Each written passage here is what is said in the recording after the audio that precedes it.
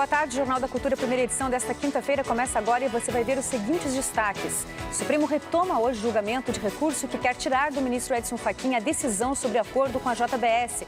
Enquanto isso, a Justiça bloqueia a negociata de R$1 bilhão do frigorífico com o concorrente. A miopia já pode ser considerada uma epidemia global e a culpa é dos eletrônicos. Pesquisa mostra que o foco nas telas exige esforço ocular que agrava o problema. Quase metade dos brasileiros possui algum tipo de empréstimo para pagar dívidas. Se resolve um lado, a prática pode complicar ainda mais as contas domésticas. Montanhista catalão bate recorde de velocidade na escalada ao Everest. E não contente em chegar ao ponto mais alto do mundo, uma vez, ele subiu de novo.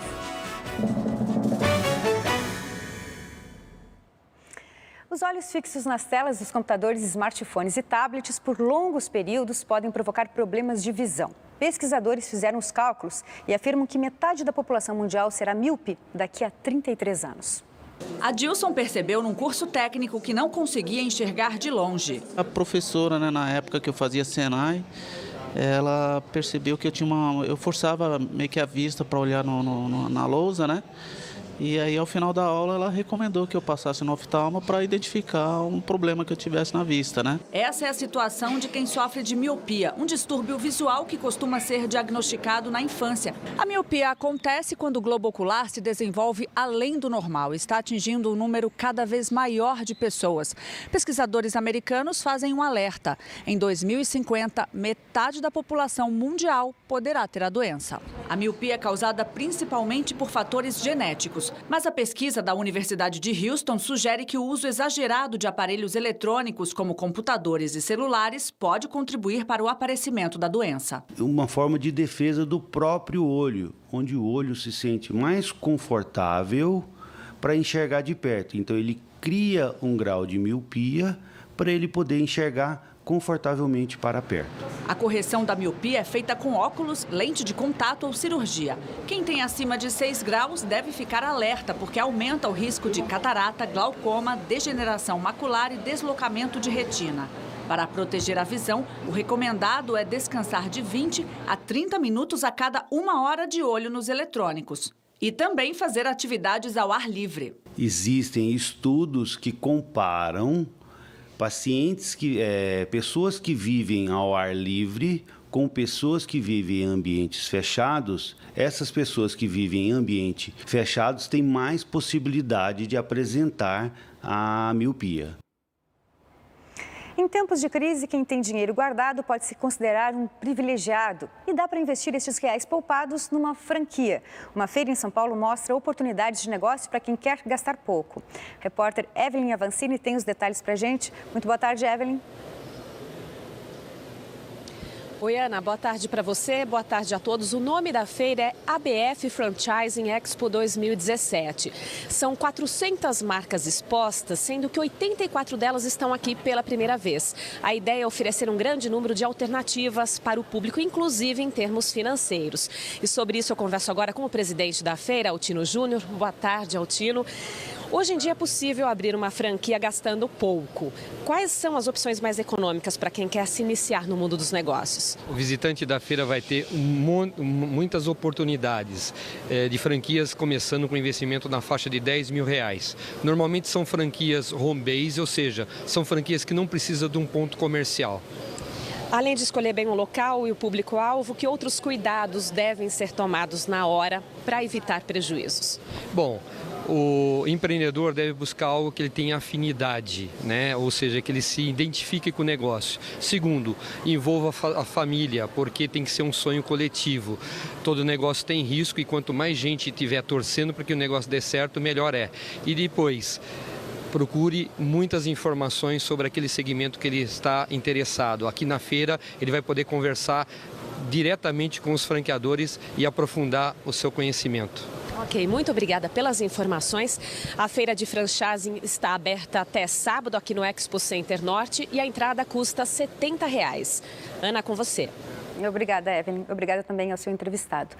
Para quem quer aproveitar o segundo semestre para cursar uma faculdade de graça, ainda dá tempo. Estão abertas as inscrições para o vestibular da Univesp, Universidade Virtual de São Paulo. Os cursos são semipresenciais. Aqui na cidade de São Paulo, os encontros são feitos em 33 unidades do CELS. Quais são os cursos, Vanessa? Boa tarde. Boa tarde, Ana. Boa tarde a todos. São 4 cursos: Pedagogia, Licenciatura em Matemática, Engenharia de Produção e Engenharia da Computação. No primeiro ano, os alunos devem comparecer aos polos a cada 15 dias. No segundo ano, uma vez ao mês. E no terceiro ano, só no momento de fazer as provas. As inscrições para o vestibular custam R$ 48,00 e não tem limite de idade. Qualquer pessoa pode participar. A única restrição, é claro, assim, o único pedido é que é necessário que a pessoa tenha o ensino médio completo no momento da matrícula. Eu converso agora com o Jason Magno, que é diretor da Rede Unicel aqui de São Paulo. Jason, ainda dá tempo de pedir a redução da taxa de inscrição, certo? Sim, a redução é possível solicitar até o dia 26 de junho, próxima segunda-feira. E os critérios são que ele se autodeclare preto, pardo ou indígena, ou tenha cursado o terceiro semestre da EJA em escola pública e concomitantemente tenha remuneração de até 2 salários mínimos ou esteja desempregado. E quantas vagas são ao todo? Ao todo, no estado de São Paulo, são quase 11 mil vagas, sendo 6.600 somente na rede Unicel, na capital. Então, olha, para mais informações sobre os polos, tanto no estado de São Paulo quanto aqui na capital, e também o Manual do Candidato, é só acessar o site www.vestibularunivesp.com.br. Ana? Obrigada, Vanessa. Uma dívida pagando outra. 37% dos brasileiros pegam empréstimo no banco para se livrar dos juros mais altos do cartão e dos crediários de grandes lojas. A medida pode ser uma solução desde que o endividado tenha disciplina com as contas e comece a economizar. Economia apertada, juros lá em cima, desemprego, cenário ideal para um descontrole nas contas. E quando elas começam a se acumular, o jeito é pedir dinheiro emprestado. Era para cobrir outra dívida. Na hora que aperta... tem que pegar, né? Já fiz empréstimo ao banco, foi uma escolha errada. Já minha gerente aí, conversei, ela resolveu.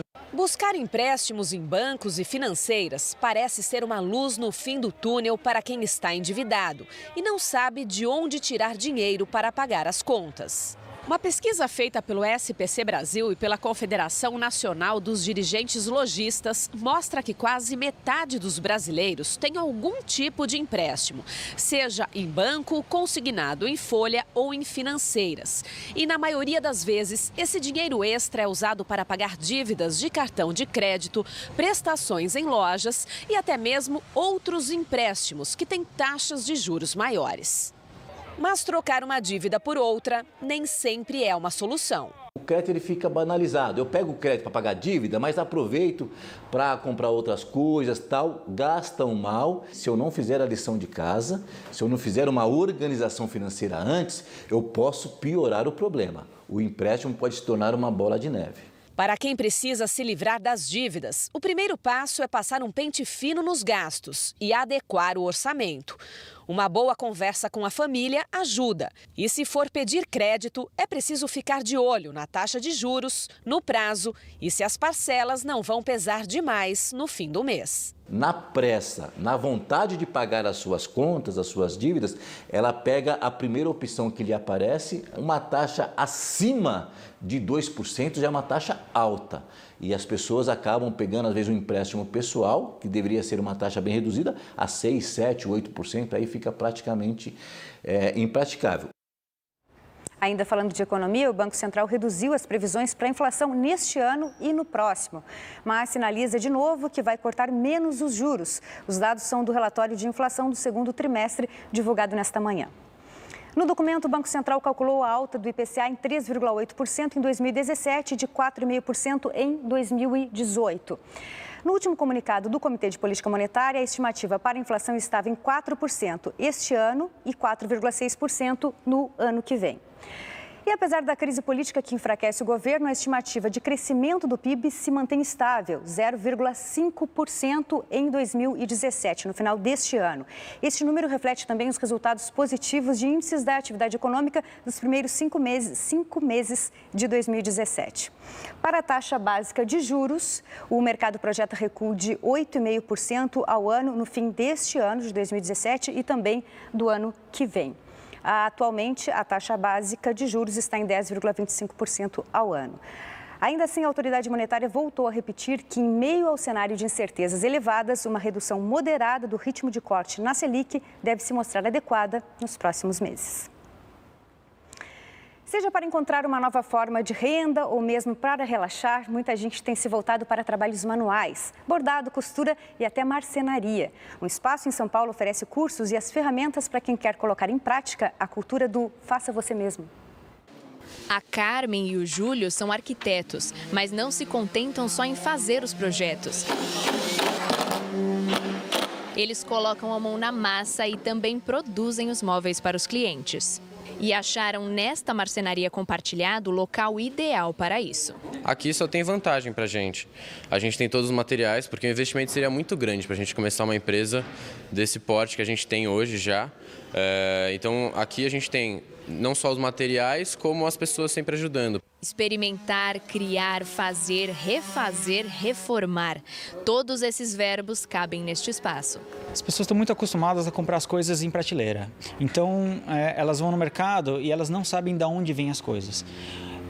O nosso papel é trazer elas para esse processo produtivo, ensinar elas como as coisas acontecem. A cultura do faça você mesmo está voltando à moda, depois de ser uma febre nos anos 50, no período pós-Segunda Guerra. Cada vez mais as pessoas estão plantando a própria comida em uma horta caseira, costurando as próprias roupas ou fazendo os móveis para pôr em casa e para presentear alguém. No caso desta marcenaria compartilhada, os usuários pagam R$ 200 de mensalidade e podem contar também com o auxílio de monitores. Ter todo mundo junto, ter essa colaboração de ideias, vai desenvolvendo o nosso trabalho, vai abrindo nossa cabeça para outras coisas, porque às vezes, instintivamente, a gente pensou de um jeito, mas na prática é mais fácil se fizer do jeito que o nosso colega faz há anos e nos passou. Então isso é muito bom. Acidente entre duas ambulâncias, ônibus e carreta deixou pelo menos 15 mortos hoje de manhã no Espírito Santo. O acidente aconteceu perto das 6 horas da manhã na BR-101, em Guarapari, no litoral do estado. Segundo a Polícia Rodoviária Federal, a carreta carregada de rochas atravessou a contramão e bateu no ônibus e nas duas ambulâncias que vinham atrás. Veja agora outras notícias nacionais. Justiça concede prisão domiciliar ao ex-médico Roger Abdelmaci. Condenado a 181 anos de prisão por dezenas de estupros a pacientes, ele cumpriu apenas 3 anos. Nova migração na Cracolândia, em São Paulo.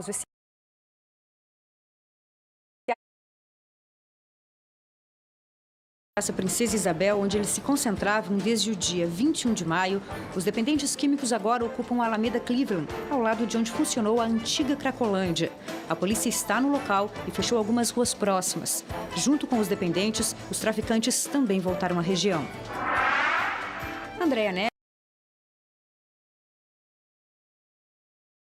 Afastado, Aécio Neves estava presa desde o dia 18 de maio por suspeita de corrupção e organização criminosa. Na terça-feira, a primeira turma do Supremo Tribunal Federal converteu de preventiva para domiciliar, com monitoramento por tornozeleira eletrônica, as prisões de Andréa Neves, de Frederico Pacheco, primo do senador Tucano, e Manderson Souza Lima, ex-assessor do senador Zezé Perrella, do PMDB de Minas Gerais. Justiça concede prisão domiciliar ao ex-médico Roger Abdelmaci, condenado a 181 anos de prisão por 48 estupros de 37 pacientes da clínica de reprodução humana dele, em São Paulo. Roger Abdelmaci tem 73 anos e cumpria a pena desde agosto de 2014, no presídio de Tremembé, interior de São Paulo. O ex-médico tem problemas cardíacos e estava internado em um hospital. A defesa alegou questão humanitária para pedir a prisão domiciliar. Se o estado de saúde do ex-médico melhorar, ele deverá voltar à prisão.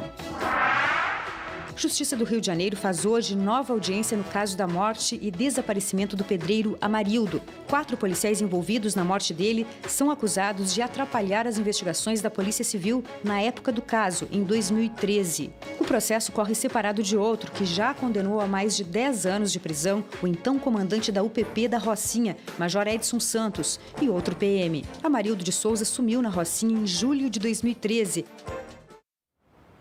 Depois de Joesley Batista, da JBS, e do doleiro Lúcio Funaro, agora o homem de confiança de Michel Temer, Rodrigo Rocha Loures, é quem complica a vida do presidente da República. A Polícia Federal conseguiu recuperar mensagens de celular que o ex-deputado Rodrigo Rocha Loures enviou ao presidente Temer e depois apagou. O resgate do conteúdo foi possível devido a uma perícia feita no aparelho. As mensagens mostram que Rocha Loures conversou com o Temer sobre cargos que poderia ocupar no governo do PMDBista. Os investigadores informam que os registros não têm data, mas provavelmente tenham sido feitos em 2014, ano em que Loures disputou sem sucesso uma cadeira na Câmara. Na época, o então vice-presidente gravou esta mensagem para o eleitorado de Loures. Que é com muito gosto que eu cumprimento os paranaenses e dou este depoimento verdadeiro, real, em relação a esta belíssima figura da vida pública brasileira, que é o Rodrigo Rocha Loures. Nas mensagens de celular, Rocha Loures sugere ter recebido o apoio do ex-presidente da Câmara, também PMDBista, Henrique Eduardo Alves, que está preso hoje em dia, para assumir a vice-presidência da Caixa Econômica, posto antes ocupado pelo atual ministro-chefe da Secretaria-Geral da Presidência da República, Moreira Franco, também investigado pela Lava Jato. A assessoria de Michel Temer nega a versão de que tenha discutido nomeações com Loures, mas, como se sabe, o aliado jamais ficou desamparado por Temer, acomodado na função de assessor especial da Presidência da República, com acesso privilegiado ao chefe nas dependências do Palácio do Planalto. O Supremo Tribunal Federal retoma hoje o julgamento que vai decidir se o acordo de delação premiada da JBS pode ou não ser revisto. 9 ministros que ainda não vai continuar como relator do caso. O julgamento foi interrompido ontem após 2 ministros votarem a favor da manutenção de Edson Fachin como relator. Os votos foram do próprio Fachin e do ministro Alexandre de Moraes. Os 2 também foram contra a revisão dos benefícios concedidos aos executivos da JBS pelo Ministério Público Federal. Fachin disse que na homologação, o relator apenas verifica se o delator premiado falou por livre e espontânea vontade e que os benefícios e penas são avaliados pelo plenário apenas na hora da sentença. Se as declarações do colaborador são verdadeiras ou respaldadas por prova de corroboração, apenas no momento do julgamento do processo é que será feito tal juízo. Nas relações, os executivos e donos da JBS apontaram a existência de um esquema de corrupção e pagamento de propina para políticos que resultaram em inquéritos para investigar, entre outros, o presidente Michel Temer e o senador afastado Aécio Neves. Ao defender a manutenção do acordo de delação da JBS, o procurador Rodrigo Janot disse que a medida permitiu a interrupção de crimes em andamento. Como é que se pode recusar um acordo quando se tem conhecimento de crime em curso, sendo praticado em curso por altas autoridades da República, porque a premiação seria alta, ou seria média, ou seria baixa? O pedido para retirar Edson Fachin da relatoria do caso e de revisão do acordo da JBS foi feito ao STF pelo governador do Mato Grosso do Sul, Reinaldo Azambuja, do PSDB, citado nas delações como beneficiário de propinas pagas pela empresa no estado. No pedido, o governador defende que o caso não tem ligação com a Petrobras ou com a Operação Lava Jato, de que o ministro Fachin é o relator natural. A Justiça do Distrito Federal barrou a venda de frigoríficos da JBS para um grupo concorrente. O negócio seria feito para tentar reestruturar a empresa e levantar um montante de R$6 bilhões para diminuir seu endividamento. O negócio estava praticamente concluído quando foi barrado pela Justiça. A JBS iria vender frigoríficos de carne bovina no Uruguai, Paraguai e Argentina por R$1 bilhão.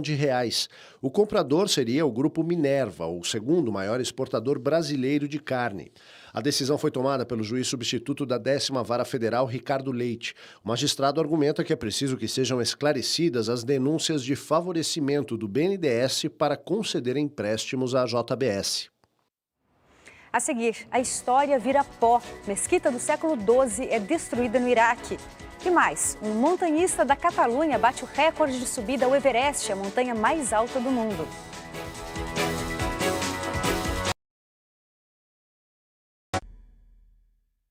Daqui a pouco no JC Debate, sucos para criança. Estamos de volta nas notícias internacionais. A condenação do ex-presidente Menem na Argentina. O maior incêndio da história de Portugal pode ter sido intencional. E a destruição de uma mesquita quase milenar no Iraque. A mesquita Al-Nuri, que fica na região conhecida como Cidade Antiga de Mossul, no Iraque, foi destruída ontem. Ela foi fundada em 1172 e foi nela que o líder do Estado Islâmico, Abu Bakr al-Baghdadi, proclamou a criação do califado no Iraque e na Síria há 3 anos. Enquanto as forças iraquianas dizem que foram os próprios combatentes do Estado Islâmico que destruíram a mesquita, os radicais acusam a coalizão liderada pelos Estados Unidos. O chefe da Liga dos Bombeiros de Portugal acredita que o incêndio que matou 64 pessoas e deixou 204 feridas no final de semana na região central do país foi criminoso. Jaime Marta Soares rebate a versão oficial de que o fogo foi causado por um raio que atingiu uma árvore durante uma trovoada seca. De acordo com ele, quando a trovoada começou, o incêndio já tinha 2 horas de duração. Ele também estranhou a rapidez com que a Polícia Judiciária determinou que o incêndio teve causas naturais. As autoridades dizem que o fogo está controlado, mas ainda existem focos de incêndio. Um tribunal confirmou a condenação do ex-presidente da Argentina, Carlos Menem, a 7 anos de prisão por contrabando de armas para a Croácia e Equador durante o mandato dele. Ele já havia sido condenado em 2013 e a sentença atual só responde a um pedido da defesa, que ainda deve recorrer à Suprema Corte do país. Aos 86 anos, Menem não pode ser detido porque tem privilégios parlamentares por ocupar desde 2005 uma vaga no Senado. Com mandato até dezembro, ele espera se manter lá por mais 6 anos, vencendo as eleições legislativas. Quem também deve concorrer a uma vaga no Senado é a ex-presidente Cristina Kirchner. Esta semana, ela lotou um estádio em Avellaneda para anunciar a criação de seu novo partido político, a Unidade Cidadã. Agora o esporte, um montanhista catalão bateu o recorde de velocidade na escalada ao Everest. E não contente em subir ao ponto mais alto do mundo uma vez, ele subiu de novo. Ready to go! Foi no segundo ataque, como eles chamam a tentativa de subida, que Kilian Jornet levou 17 horas para chegar ao cume do Everest. Ele baixou o recorde anterior em 15 minutos. Alpinistas experientes levam semanas para fazer isso. A contagem vai de toda a aclimatação no campo base até os mais de 8.800 metros de altitude. Foram 2 conquistas em uma semana, e nas duas, sem o uso de oxigênio suplementar nem cordas. A chegada ao topo do Everest fechou o projeto do espanhol, de 29 anos, de conquistar as montanhas mais famosas do mundo. Ele já havia escalado o Mont Blanc, na França, o McKinley, nos Estados Unidos, e o Aconcagua, na Argentina. Além disso, Kilian Jornet já venceu por 3 vezes a Copa do Mundo de Corrida de Montanha e diversas competições de esqui.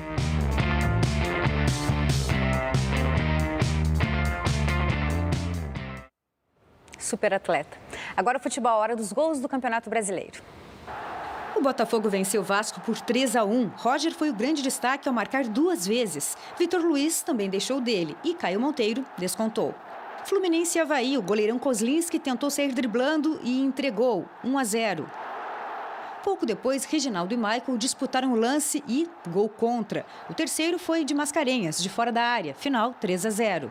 O Atlético Mineiro tropeçou mais uma vez dentro de casa, dessa vez diante do Sport. Os gols do Galo foram marcados por Felipe Santana e Fred. Os do Leão foram de Osvaldo e Diego Souza. Final 2-2. O Santos assumiu o 3º lugar do Brasileiro ao vencer o Vitória por 2-0 no Barradão, com 2 gols de Copete. É o 5º jogo sem perder na competição nacional. Em casa, o Palmeiras manda e Borja desencanta. O colombiano foi o autor do único gol da vitória verde sobre o Atlético Goianiense. Com gol de Wanderson, o Atlético Paranaense venceu o São Paulo por 1-0, resultado que tirou a equipe rubro-negra da zona de rebaixamento e deixou o tricolor mais perto da zona de degola, em 15º lugar. O Jornal da Cultura, primeira edição, fica por aqui. Agora você acompanha o JC Debate, que hoje fala sobre a alimentação das crianças e bebês. Uma ótima tarde para você. A gente se vê aqui amanhã no mesmo horário. Até lá. Tchau.